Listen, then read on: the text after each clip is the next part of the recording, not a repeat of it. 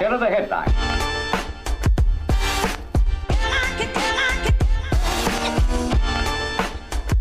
Alright, welcome. If you're new to the channel, my name's Elliott and you're watching Rickety Ski Reviews. Today we're going to be talking about short radius skis. That's right. All of the carving skis or all mountain skis that have shorter turn radiuses that are going to allow you to make sharper, more slalom-like turns without having to go as fast. These skis are really nice for one. You can get some great turns in. You have a lot of flexibility on the hill. Like if you have a big open radius and you have to go fast and it's a crowded hill, that's kind of a problem. So I feel like these skis are good for a couple of people. One, people who like carving, who want to do kind of quick turns, but maybe don't have a lot of runway. If you're not at a very big mountain, you can still get a lot of turns in.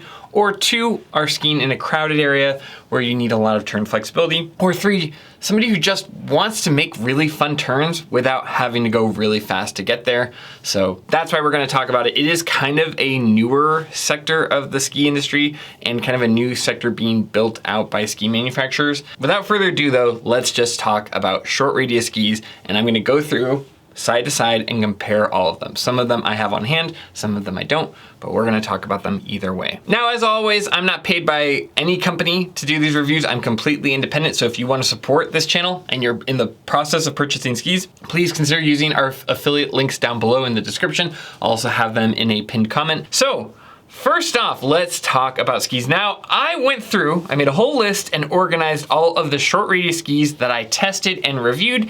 And I have to say, I was very, very surprised doing the research for this video because there are two very different things. There's one, what a ski's radius is, and there is how it feels. And what's on the spreadsheet does not always correlate to how easy it feels to get a turn.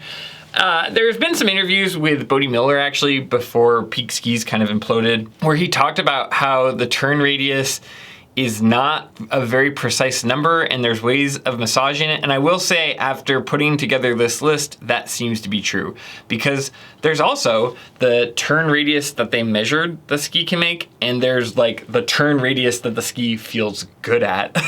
It's where the ski like actually carves and feels good, and those are not the same thing.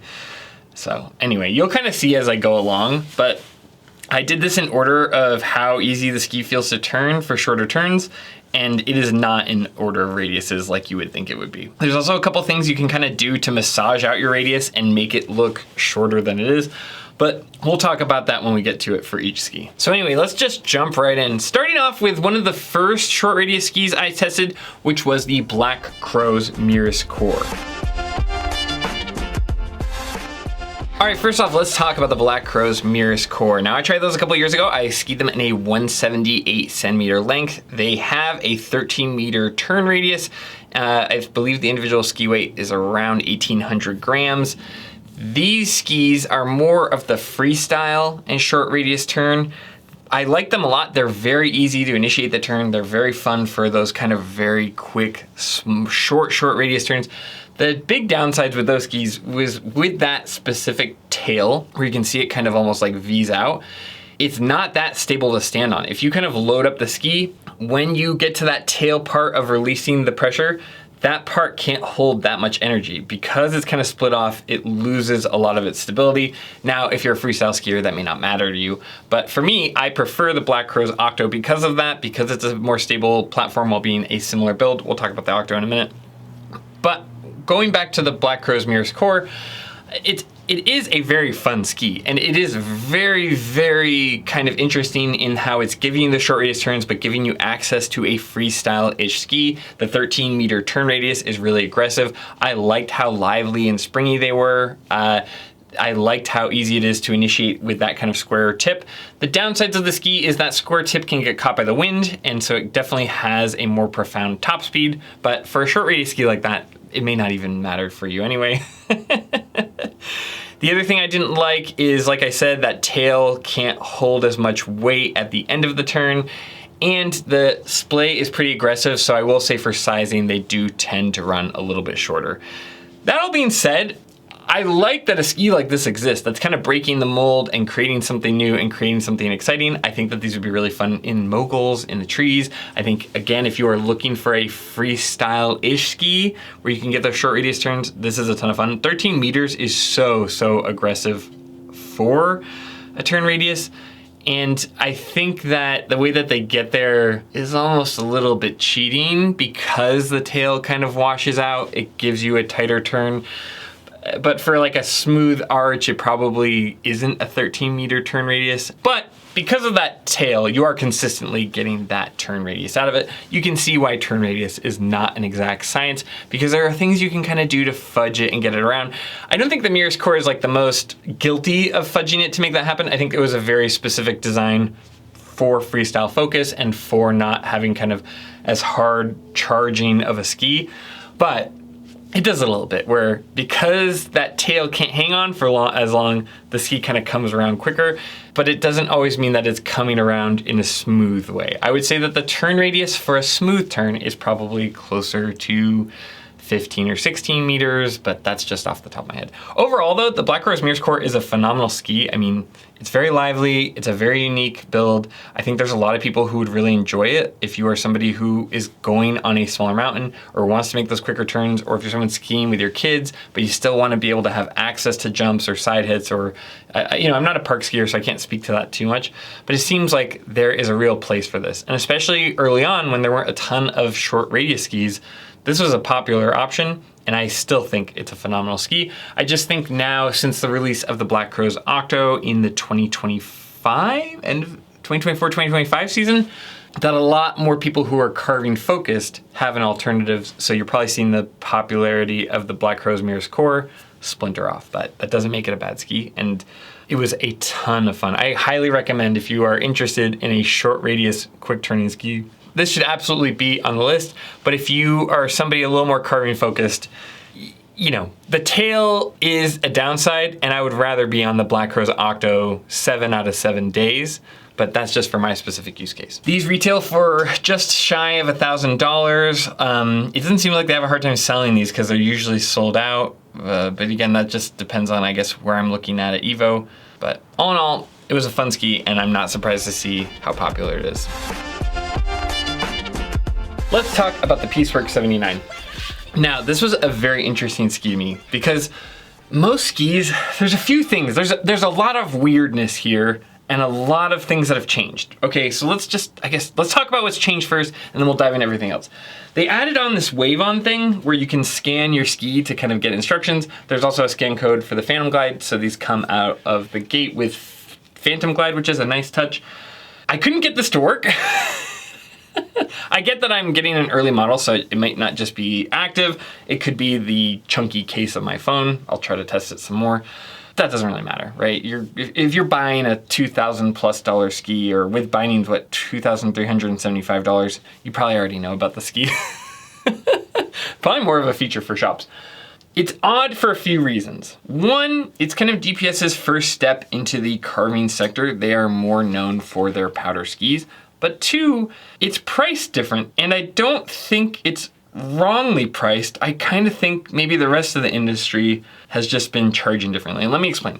Most brands, if you buy an Atomic Bent 100, it's cheaper than buying an Atomic Bent 110. Usually for most brands, the wider ski is, the more expensive it is. And so I think what's maybe a little weird as a consumer looking at this is more expensive than DPS's wider powder skis. But when you think about it logically, do wider skis really require that much more material? Probably not. And a lot of what goes into a ski is research, development, things like that to make a good carving ski, and to figure out how to make this carve well while also being light and having that distinct DPS carbon springiness. So I don't have a problem with the pricing changing. I'm just trying to point out.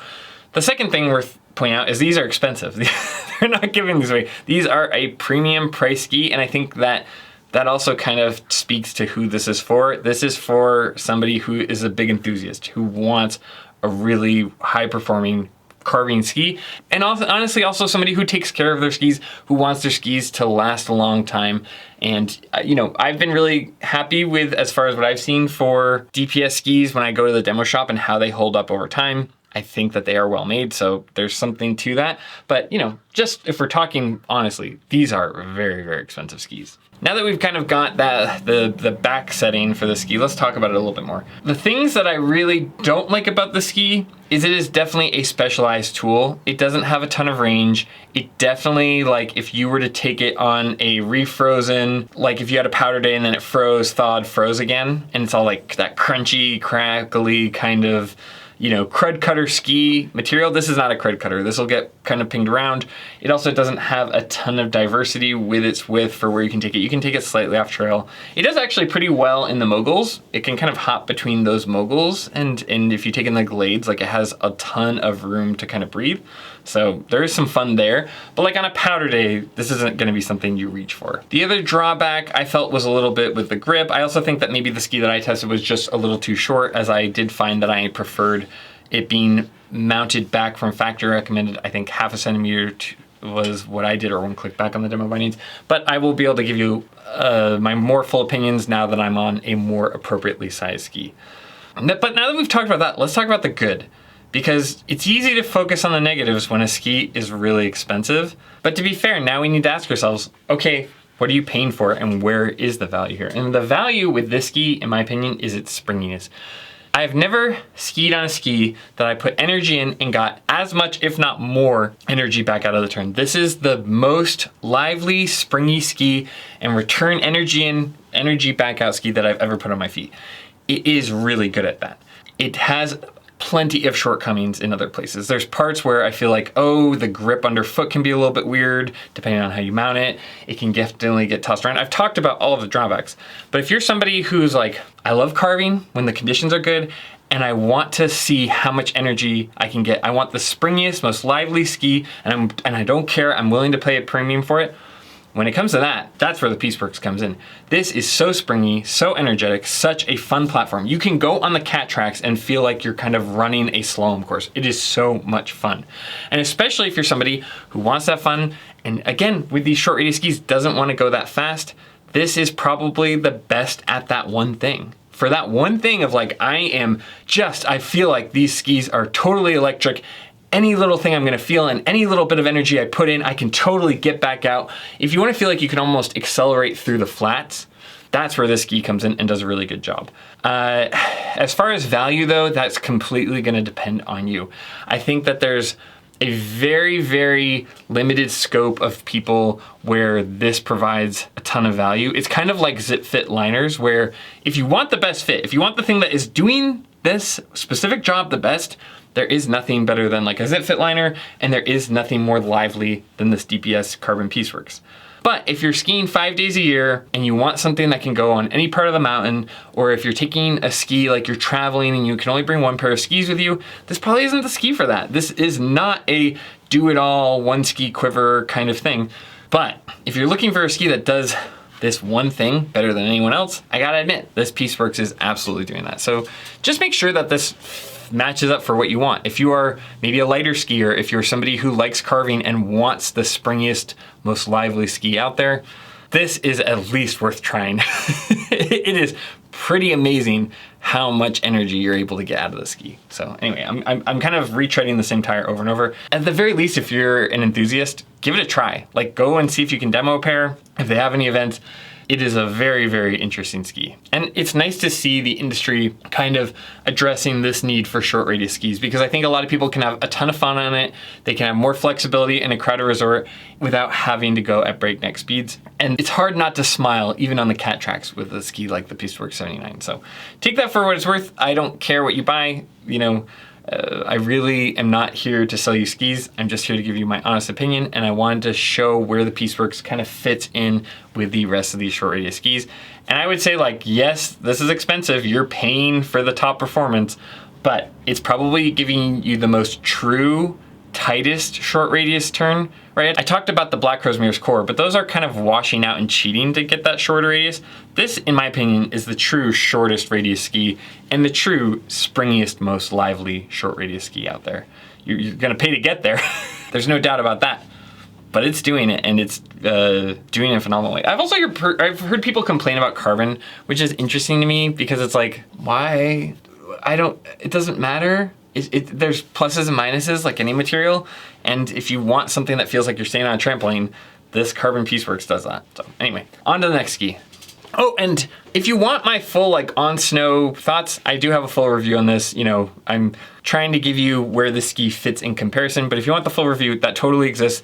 And if you're interested in buying the ski, it is just recently available on evo.com. So if you want to support the channel, like I said, I didn't take any money from DPS. I got the skis like a year later. So if you want to support us, that helps a ton. I don't think I had any affiliate links for like the first year, but they are available now. And also shout out, thank you DPS for sharing the ski with me and allowing me to have access to it. Yeah, I really appreciate it because I'm very honest either way, and I'm sure for them it feels like a bit of a dice roll. But it seemed like they also were really interested in the feedback and wanted to know what I thought about the ski. All right, up next, let's talk about the Blackcrows Octo. Now, the Blackcrows Octo is a phenomenal ski. I mean, that was my ski of the year for last year. I skied the ones I had in like a 179.3, something like that. Those were sent to me 2 seasons ago. I was very, very impressed with those. These have a weight of 1,675 grams per ski, although that is a shorter version than like the DPS Pisteworks. And they have a turn radius of 14 meters, which I would say is pretty accurate. It probably feels a little more like 14 to 15, but I don't know. It's not exact science. I would say also that like the Mirus Cor is probably a more honest 14 meter turn radius. Again, because it has that splayed tip, which the Octo doesn't have, it's kind of, you know, able to fudge that. The Octo, in my opinion, is probably what most people are looking for, especially if you don't care about freestyle skiing. It's got solid carving performance. It's got great short radius turns. It's got solid like range of what you can carve out. I think that the Pisteworks is probably a higher performing ski. It's more lively, it's more springy, you've just got more going on with the carbon. But as far as like, you know, bang for your buck and what you're actually getting out of performance, I feel like the Blackcrows Octo is probably, as far as short radius skis go, and for like lighter skiers even, the Octo is probably the easiest one to recommend out of the bunch. I had so much fun on it. The square tips create a little bit of diversity. You can even go a little bit of like light powder off trail. You can fudge out some pretty decent turns. It's fun in the moguls. It doesn't wash out as easy as the Mirus Cor, but as somebody who likes to carve and kind of lay down a full carved turn, I prefer the Octo quite a bit over the Mirus Cor. It's got a waist width of 84 millimeters. It's got, at least in that 179 length, it's got that kind of similar tip. It's got a slight kind of crest to the tip, not being totally flat. And what I found is if you get into the powder, it almost kind of breaks through the plane of the powder so that it doesn't get hung up as much as a more square tip. I will say some of the downsides is you will feel the top speed, and on a windy day, the tips do grab. But I think when you're looking for a short radius ski, that might not be your biggest concern. It certainly handles top speeds much better than the Mirus Cor. It allows you to have the full turn. You can stand on the tails more because you don't have that split tip. I just think the Octo is a phenomenal option. It's a well-built ski. The shaping is really nice. They are a little pricey, you know, at $949, you know, especially since you're not getting any of that kind of fancy carbon or anything like that. But all in all, for performance and for short radius skis, it's kind of that sweet spot of my first pick. If I had to pick a short radius ski from the wall, but it's not my favorite ski I've ever skied on. It's a very good short radius ski. It's a little bit on the pricey end at 950 bucks. I feel like that's a little steep, but all in all, it's okay. It's serviceable. I think a lot of what people look at when they see the Octos, they go, oh, well, it doesn't have any of this fancy stuff inside of it. It's like, okay, but the shaping is very distinct, and it's doing a lot with what it's got. It's probably also a standout in the field for short radius skis in that it gives you some flexibility of the radius.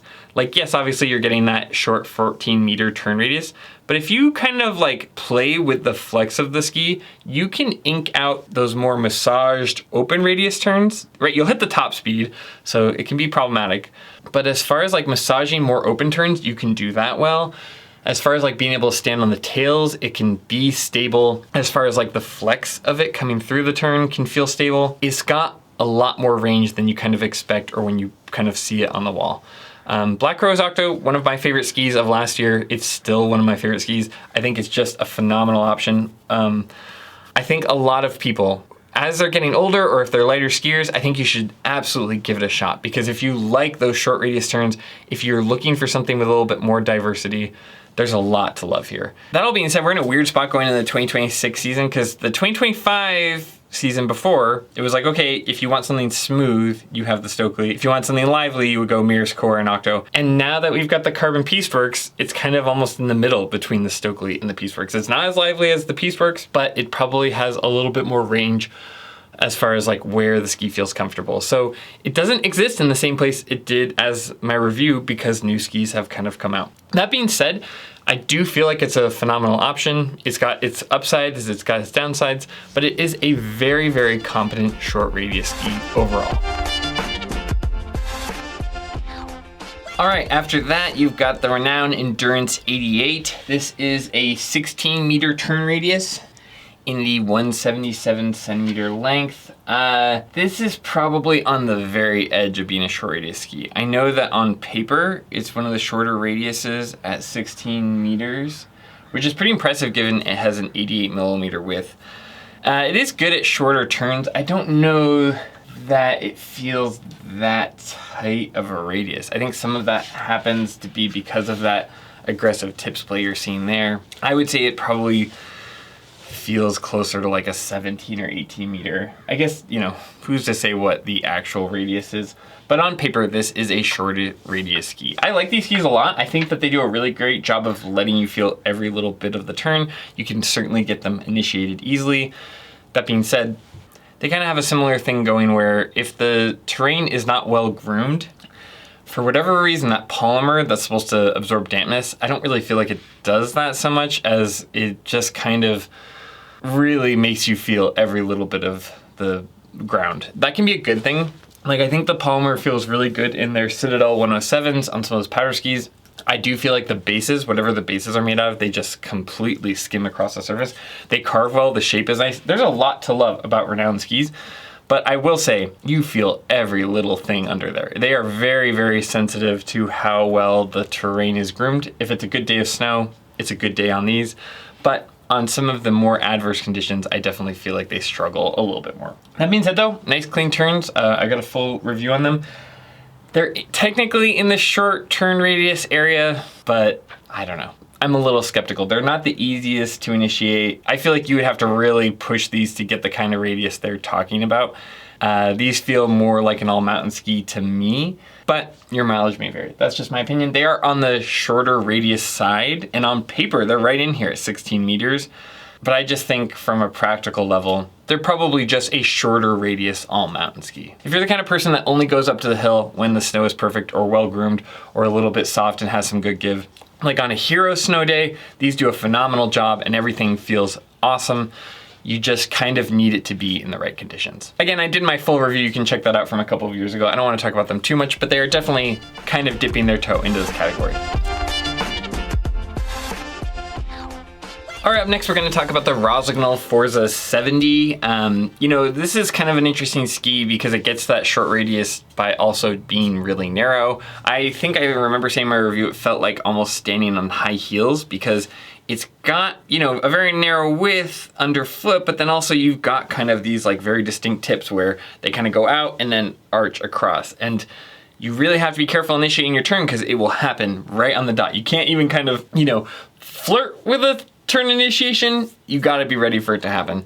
I'm not gonna talk about these too much because it's been so long since I skied on them. You can see my full review on them if you kind of want more nitty gritty.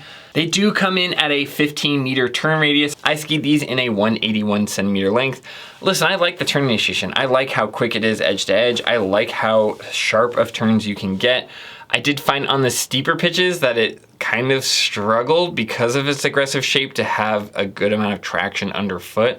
Like if you had something steep and icy, it could be a while before you were gonna kind of get your edge underfoot. But getting like your carving initiated, getting the tips to hook up, everything is so responsive, so quick, edge to edge is fast.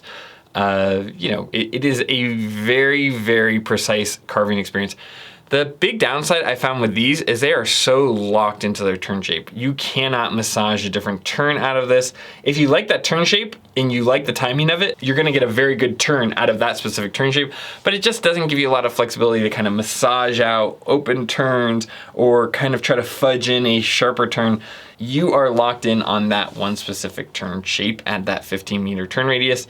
I also feel like the aggression of the tips makes it so that if the snow is even kind of soft, you have to make sure that you don't over sink in and, you know, kind of crash, so to speak.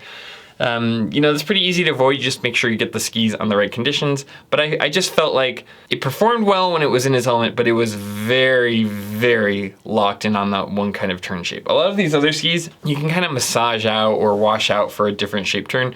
The Forza 70, in my opinion, was the least flexible when it came to turn shape, but it absolutely mastered that one turn type. So if that's a good fit for you, if you've demoed them and you were like, oh, I really like that turn, that's all I want, then that's probably perfect for you. But for me, I just want a little bit more range, or I want to kind of play with my turn shape day over day. All right, up next, let's talk about the Atomic Redster Q 7.8.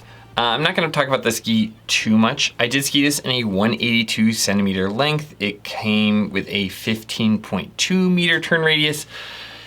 It's an interesting ski because it's a short radius ski, but it's like pretty heavy. There's a lot going on there. They've got a floating layer of Titanal that you kind of see on the top sheets. It's a pretty heavy ski, but I would say as far as how it is on snow, I found that ski, at least for my ski style, to be a little bit frustrating. It's very much on autopilot. It is ready to kind of initiate the turn for you without much input. Now that can be good if you're somebody who struggles with turn initiation, and maybe if you're looking for a short radius ski that you want to be able to kind of focus on the other parts of the turn and you don't want to like be too involved with turn initiation, that can be fine. What I found with that though is that as somebody who likes to preload my energy, right? So you start flexing your boot before it even becomes your downhill ski, and you use pressure of your boots to initiate your turn, to preload and start your turn early. Especially if you've raced, it's really important to do that kind of thing in slalom because it, you know, the turns just happen so quick, everything is so quick. If you do that on the Atomic Redster Q, sometimes it will misinterpret that as starting your turn like the other way. Like you want to return back to the left, whereas you're just trying to prime it for a left-footed turn. It makes your left-footed turn too early. I'm not sure if I'm explaining that very well, but it's just very sensitive to boot pressure. And also, you know, the turns happening automatically, you can decide how you feel about that. I don't like it. It just feels like the ski is on autopilot and I'm not an active participant in the timing of the turn, the initiation of the turn, the shape of the turn. That being said, it makes good turn. Like the turn it gets you into is good. It's like a solidly damp ski. There's nothing inherently bad about the ski, but I do find that just not having as much involvement in the turn initiation for me is frustrating. And I think for a lot of skiers, if you spend a lot of time on the Redster Q series, you are not going to build out the skills or mastery of carving. I think that it will kind of plateau you in your ability because you're not as much of an active participant in the process of the turn. So you don't kind of learn how to preload your boot. You don't kind of learn the timing of the initiation. There's just a lot of things that you build over time. Like one thing I really love about skiing is kind of the mastery over miles. And I feel like this is a fine ski for getting you to that point and for helping you get there. But if you are going to spend a ton of time on it, I feel like you will outgrow the ski and it will become harder over time to master those skills if you don't have access to that timing. That doesn't make it a bad ski. I just think it's for a very specific skier. And it would be a ski that once you've gone beyond advanced, right, I would consider selling it and moving on to something as you mature as a skier. Now finally, this is where it gets a little screwy. It gets a little weird because there's what's on paper and there's what I felt on my feet. Now, the Elan Ripstick 96 Green Edition, in my opinion, is a shorter radius ski. It's definitely not in the Pisteworks catalog as far as like really, really tight turns. But in my opinion, for somebody who is looking for shorter radius turns, like that kind of, it dips its toes into it, I like the Elan Ripstick 96, especially for wider skis. Now, granted, it's a much wider ski than most of these other skis. It's got a lot more range on the hill where you can have fun. You could even take it in light amounts of powder. So Elan Ripstick 96 in a 182 centimeter length that I tested is a 17.8 meter turn radius, and that seems way wider than I would have guessed. And I don't think that that's very accurate. I think that the Elan Ripsticks actually have an easier time with some of those shorter radius turns than this number would lead you to believe. Some of that comes from their asymmetrical shape. So it's different than the Redster. It's not just gonna like start the turn for you, but it is partially initiated. It's almost a little bit like halfway preloaded. So it's very, very easy to initiate the turns because of that asymmetrical shape. You're already kind of at an angle ready to go. It doesn't, to me, it doesn't overstep its bounds like the Atomic Redster does. It gets close, but it still allows you to initiate the turn. But I think for a lot of like advanced skiers, it's just gonna kind of nudge you in the right way and get you into the right form to start initiating your turn. I also just think that like it's a pretty light ski. It's pretty easy to re-maneuver them. You get on something like a Rossignol Forza 70, it's not gonna deviate from that initial shape once it locks in. But in Elan Ripstick 96 green, you could redirect it out of the turn with a pretty light amount of energy. It doesn't take a lot to redirect it from its tracks. And so for me, yeah, on paper, maybe it doesn't look like a shorter radius ski, but if I was looking at a lighter skier who wanted to make pretty aggressive turns and wanted a little bit of width to be able to go off trail and kind of adventure there, I like the Elan Ripstick 96 green. I like it even better than the black edition. I think the Elan Ripstick 96 green was a really nice ski, and for a lot of people, I just feel like they get a ton of value out of it. If you're a lighter skier, maybe somebody who's skiing a pair of like Headcore 87s, and you want a little bit more diversity around the mountain, the Ripstick's awesome. It does run into that same thing with the boxy tips where you get a top speed, especially on windy days. It has plenty of downsides to it. You can check out my full review for that. But I think despite, on paper, not really kind of fitting in with the rest of the skis on this list, the Ripstick 96 green is a very nice option, especially for that width. And I think it is a shorter radius ski and a very easy ski to get good turns without needing a ton of speed. So this is where things get very weird. I'm gonna be talking about the Volkl Mantra 84. Now, on paper, this has a 16 meter turn radius, meaning that this has a shorter turn radius than the Maverick 88 CTI. It's a shorter turn radius than the Stockli Montero AX. It's shorter than the Meier Bangtail. It's shorter than the Maverick 88 Ti, and even shorter than the Maverick 88 CTI, despite it being a very hefty, powerful ski that gets through bad conditions. When you think of short radius skis, you think of very like lightweight, quick little turning skis, and this stands out. This is definitely very different from almost everything else on the wall besides maybe the Montero series. But it's an awesome ski, and it's nice to see a short radius ski that does not sacrifice power and does not sacrifice dampness, which, I don't know, is very cool. It's nice to see something kind of not follow everyone else's tracks and just take its own design and its own approach at a short radius ski. Now, like I said, these are a 16 meter turn radius. I skied these in a 177 centimeter length. If you're familiar with the Mantra 88s, formerly the Kendos, these feel like they carry a lot of that DNA. You could also relate them somewhat to the M7 Mantra. I would say if you're looking for something as like an anchoring point to understand these skis, the Mantra 88 is a pretty close relative to kind of compare it to, but it is very distinct from the Mantra 88. For a couple of reasons. The big one is that it takes a more aggressive line down the fall line. If you set these up and kind of let gravity take hold, they will just absolutely rocket down the fall line.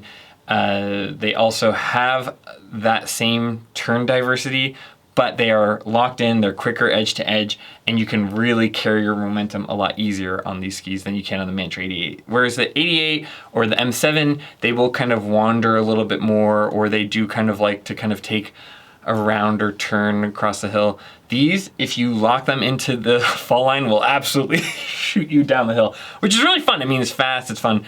Unlike a lot of the other skis on this wall, this is very damp. It does well in spring conditions in wet, heavy, kind of choppy snow. It manages to be damp while also carrying its momentum through some of that softer snow.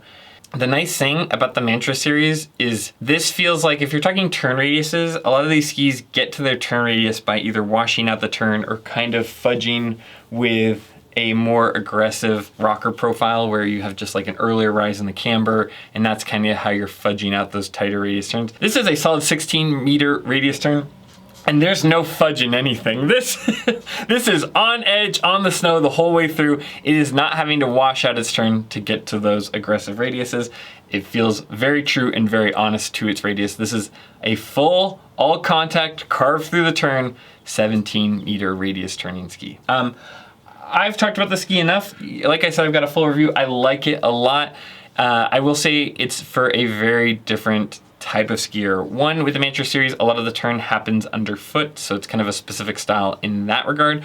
But also, this is not a ski that's kind of springy like a Carbon Pisteworks or like a Mirus Cor, where like every little bit of energy. This is more like you build up energy, you'll get all of it, but it is not going to kind of, it's not like standing on a trampoline. This is more of like a hard charging, lock in the turn and set it on the fall line and let it go down the hill and let kind of gravity build up your momentum, rather than something like a Carbon Pisteworks where you're on the flats and you're kind of, you know, getting more and more energy and working your way up. But that being said, on steeper terrain, on icier terrain, on adverse conditions, that's where this ski really shines and does it without compromising a wide variety of turn radiuses. So I like this ski a lot. It's just for very different conditions and very different style skiers than some of the other skis that we've talked about so far. Doesn't mean one is better than the other, but I think that what this ski sets out to do, it does very well. As you can see with like how we're traveling across the wall, we're getting more from like the designated short radius skis over to some of the more into all mountain or open radius skis. The next thing I want to talk about, this is where it's weird. I want to talk about the Atomic Maverick 88 CTI. Now, I don't necessarily think this is a first choice for me for a short radius ski. It's kind of, I'm going to talk about it because on paper it fits in within this category. The Atomic Maverick 88 CTI that I'm skiing on here in the 179 centimeter length does have a 16.5 meter turn radius. When you look at the 88 TIs next to them, however, in the 176 centimeter length, well, now you're talking about an 18.2 meter turn radius. So how do they do that? Is it because the new Maverick is the CTI, so it's using carbon? Maybe partially. I think a lot of it honestly probably has to do with the tip splay. The tip splay, when you put them side by side, starts earlier on the Maverick 88 CTI, see if you can see here, than it does on the Maverick 88 Ti. So I think when you combine the more aggressive splay of the new version mixed with the carbon in the CTI, and also the aggressive tail splay and the camber profile being a little bit different, I think that when you mix that all together, you are getting a shorter turn radius. But that being said, on snow and actually carving, I'm not convinced that it is really that much of a shorter turn radius. I think a lot of that gets fudged because it's a lot easier to wash out the turns. The tip splay kind of and tail splay kind of washes out. It's not as strong of a carving performance as the 88 Ti. And so I think a lot of that is just kind of that tail splay and some of that material fudging the numbers a little bit. I mean, 16.5 is still a very aggressive turn radius. You can make a ton of different turns. I like the Maverick platform. It's not like it suddenly went from gold to dirt. You know, it's still very good, but it's a much more accessible ski. It's a lot easier to initiate the turns. It's a lot easier to kind of massage and start the flex of the ski. The splay starts a lot earlier for more freestyle or free ride skiers. And so the turn radius there, I would guess, is just a little bit more washed out, and that's why you're seeing a shorter turn radius. But if I was looking for a designated short radius ski, it wouldn't be my first suggestion. I think it's a tremendous all-mountain ski. If you're looking for versatility, the Horizon Tech really opens up a lot of options for light amounts of powder. It's a tremendous all-mountain ski platform. But as far as short radius skis, I feel like it's in that category on paper alone. And, you know, I would rather be on an Elan Ripstick if I had somebody that wanted really aggressive short radius turns over the Maverick, which seems kind of counterintuitive, but again, that's where the paper and what's on snow vary. And I think that a lot of this is just using that construction to fudge out a tighter radius than what you're actually going to see for utility on the hill. Just my 2 cents, just my opinion, but I think there's a lot better options if you're looking for short radius skis. I think the Blackcrows Octo is a way better option. The Pisteworks is much more distinctly a short radius ski. I mean, almost any other ski on this wall.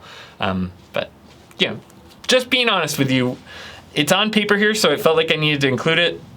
But there's a little bit of malarkey going on. Because again, like the 176 is an 18.2, and that feels more true to form.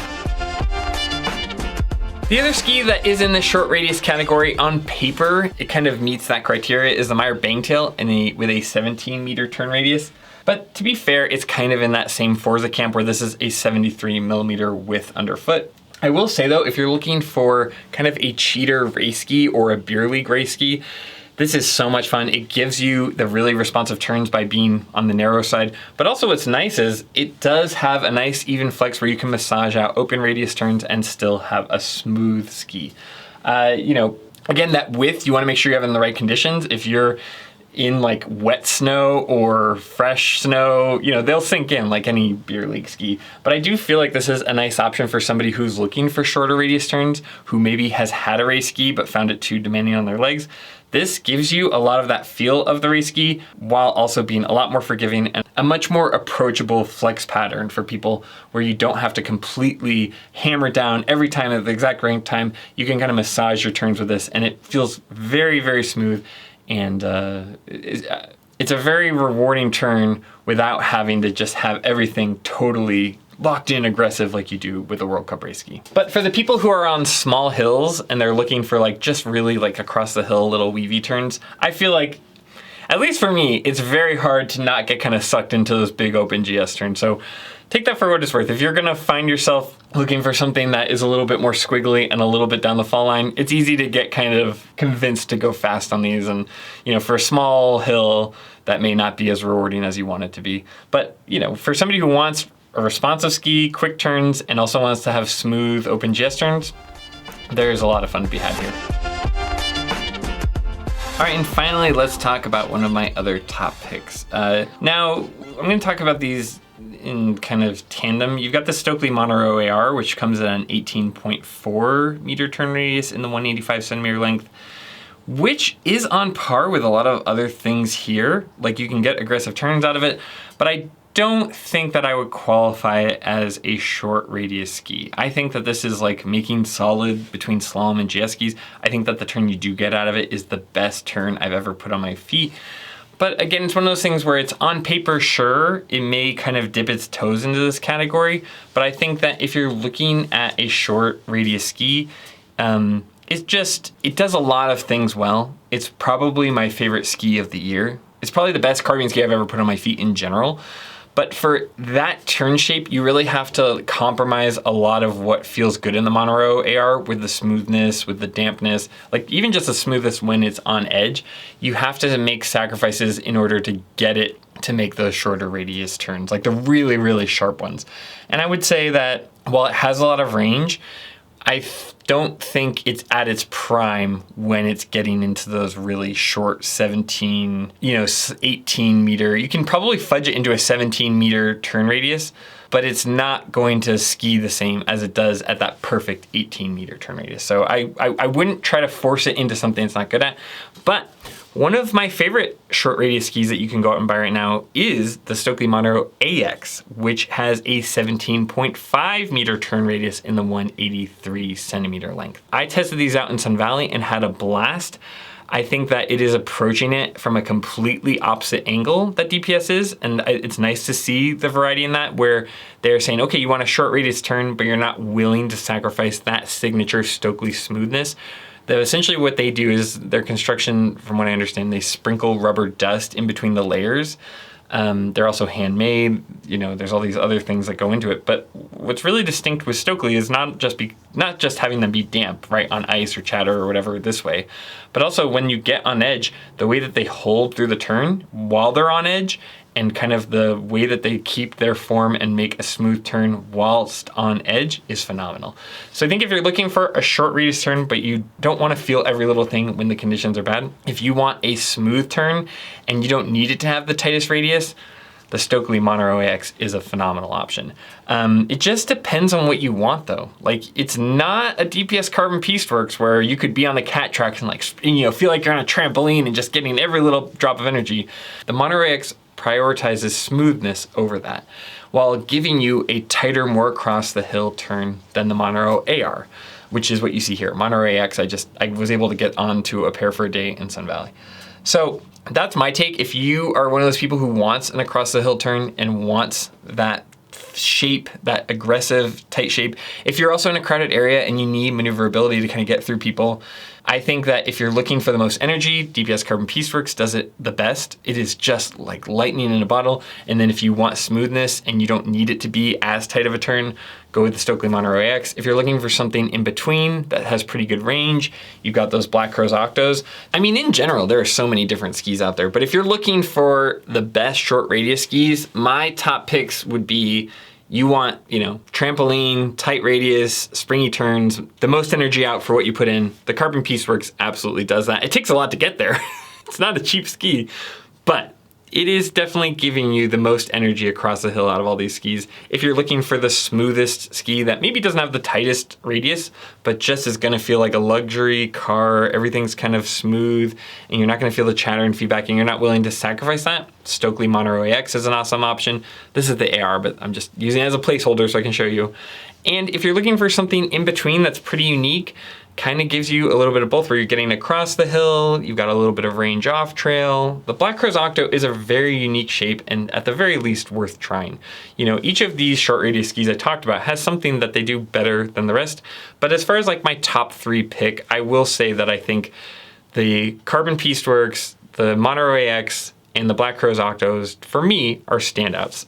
But every other ski that I listed has some category where it probably edges the other one out. Like, Mirus Cor is probably, for freestyle, right, gonna be one of those standout options.